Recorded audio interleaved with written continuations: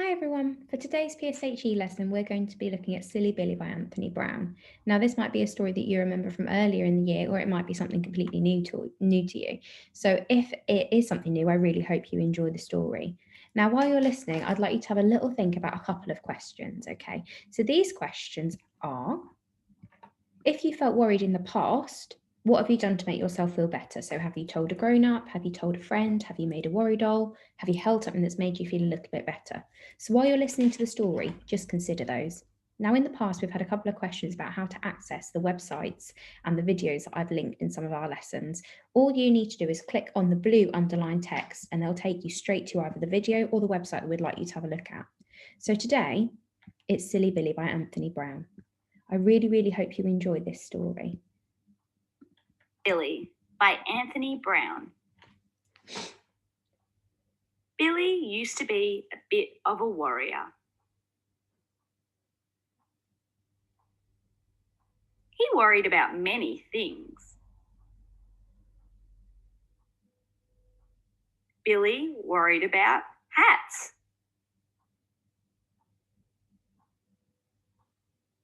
And he worried about shoes.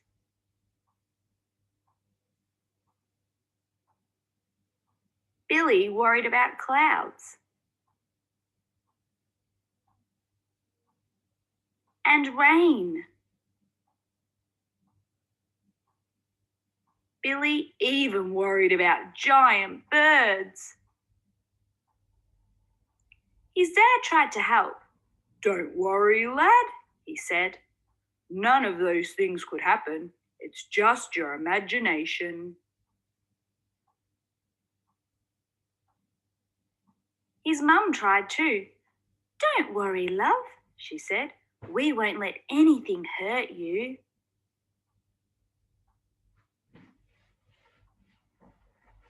But still, Billy worried. One night he had to stay with his grandma, but Billy couldn't sleep. He was too worried. He always worried about staying at other people's houses. Billy felt a bit silly, but at last he got up and went to tell his grandma.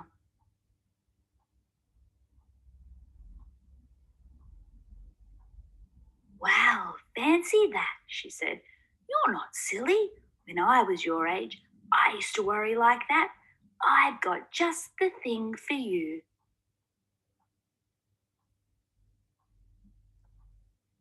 She went into her room and came out holding something. "These are worry dolls," she explained.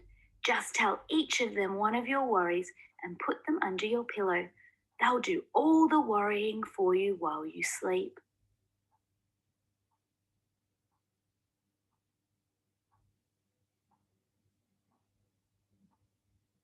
Billy told all his worries to the worry dolls. He slept like a log.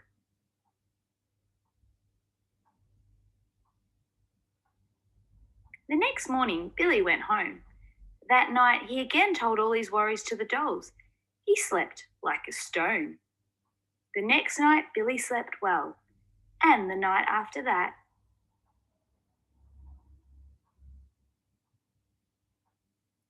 But the night after that, Billy started to worry.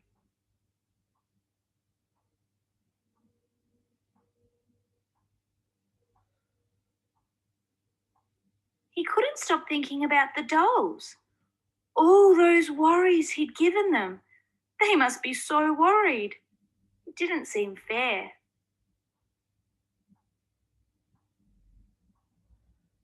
The next day, Billy had an idea. He spent all day working at the kitchen table. It was difficult work, and at first he made lots of mistakes and had to start again many times. But finally, Billy produced something very special.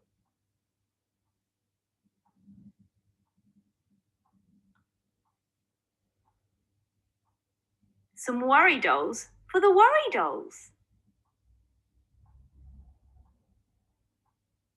That night, everyone slept well. Billy and all the worry dolls. And after that, Billy didn't worry very much at all. And neither did his friends. Billy made worry dolls for all of them.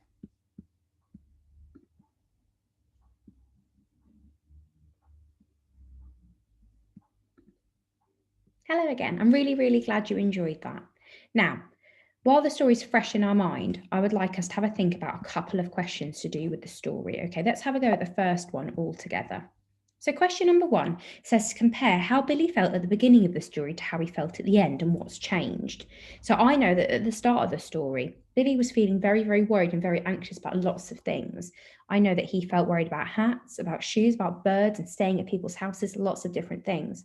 And I know this because all of the pictures were in black and white, which kind of made me feel a little bit sad and a bit worried for Billy. But at the end of the story, Billy had his worry dolls and he was sharing what made him feel so anxious. And all the pictures were suddenly in colour again, which made me feel much happier for Billy.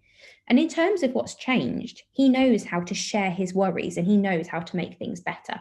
He knows that he should tell someone and that he should speak out about how he's feeling. Now, what I'd like you to do is press pause and have a think about the I think 3 more questions. You've got one about the beginning at the end of the story, talking about the pictures. And then you've also got things about what you would do if you were Billy's friend and how you would help him. So if you want to press pause now and have a little think about that, please do. Hello again, you're back. So you should have had a think about those couple of questions that are on the previous 2 slides. But now I want to have a little bit of fun with you guys. So we're going to have a go at making our own worry doll with everyday items that we have around the house. Now you can use anything. As you can see from my pictures, I've got lolly sticks and pipe cleaners, I've got clothes pegs, I've got all sorts of different things that'll be perfect for your worry doll body. Now, if you don't have anything you could use, you could try drawing a picture of a person and using that as your worry doll. There's a template right at the very end of the show, okay?